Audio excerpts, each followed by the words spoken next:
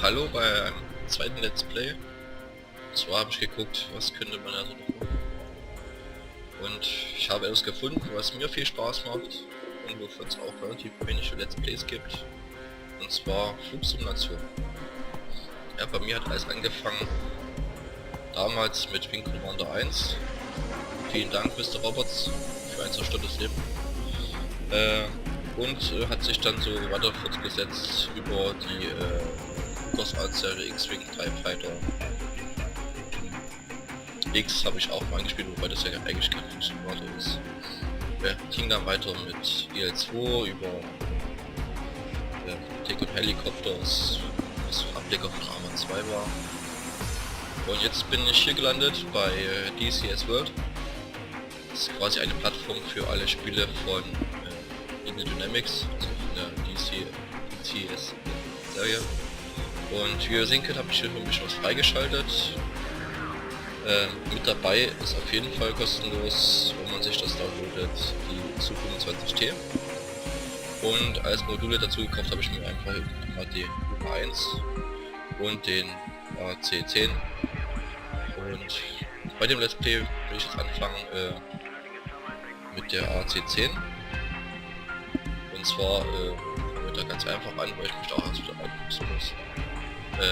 Mit den Trainings.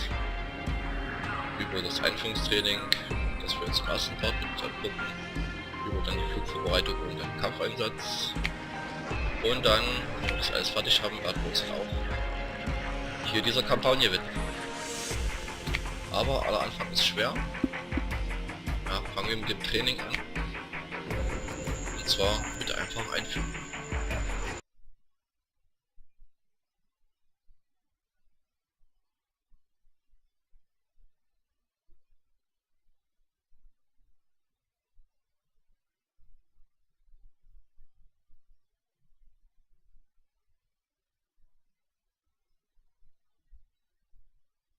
So, und los geht es. Good morning, Nugget. Welcome to the A-10C conversion training course. Over the next few days, we'll teach you to fly and fight in the latest incarnation of the toughest, meanest, and ugliest jet in the Air Force inventory, the A-10C Thunderbolt II, better known as the Warthog or simply the Hog. In this brief introduction, we'll overview the A-10 and take a quick glance inside the cockpit. Please do not touch any input controls while watching this lesson. You can press the pause key on your keyboard if you need a break. Your jet's waiting on the ramp, so let's get to it.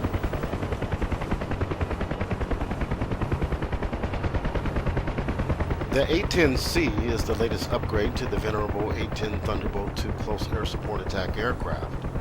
The A-10 has been around since the 1970s, and despite efforts to kill it off earlier, the Hog plays a vital role in U.S. military operations around the world today. Its original mission was to kill Soviet tanks streaming through the Fulda Gap, but today it's perhaps the most effective weapon in Iraq and Afghanistan. Long loader times, large weapon loads, redundant systems, and powerful sensors make the Hog a favorite of pilots and ground troops alike. Let's take a look at some of the key features of the A-10C. The A-10 has a pair of straight wings that provide excellent lift and maneuverability at slow speeds. However, these same wings contribute to the A-10 being a bit of a slowpoke.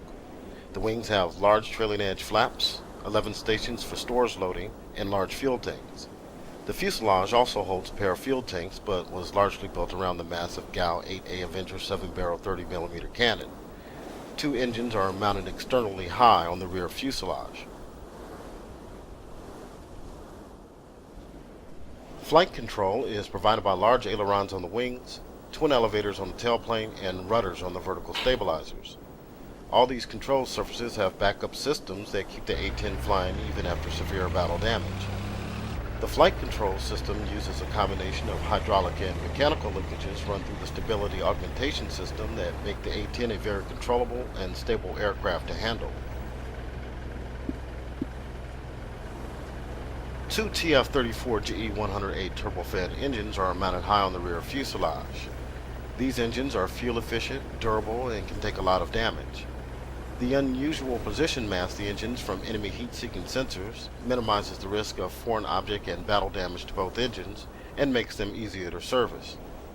The A-10 also has an auxiliary power unit that can be used to start the engines and run the electrical and hydraulic systems on the ground.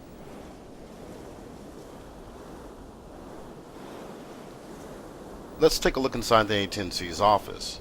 This has received quite a facelift since the A-10A. The first noticeable difference is the pit is dominated by two 5x5 inch multifunction color displays. A new control stick borrowed from the F-16 and a right throttle handle from the F-15E are installed to increase HOTAS functionality. An upfront controller below the heads-up display is used for data entry, and the Armament HUD control panel has replaced the older Armament control panel for combat systems configuration. The pit can be divided into the four primary areas: the HUD and canopy valve, the front dash, the left console, and the right console. We'll be using these references in later missions. Like the rest of the aircraft, the cockpit was designed to withstand battlefield punishment. The pilot and control links are surrounded by a 408 kilogram titanium bathtub to protect against shrapnel and AAA fire. This concludes the overview of the A-10C.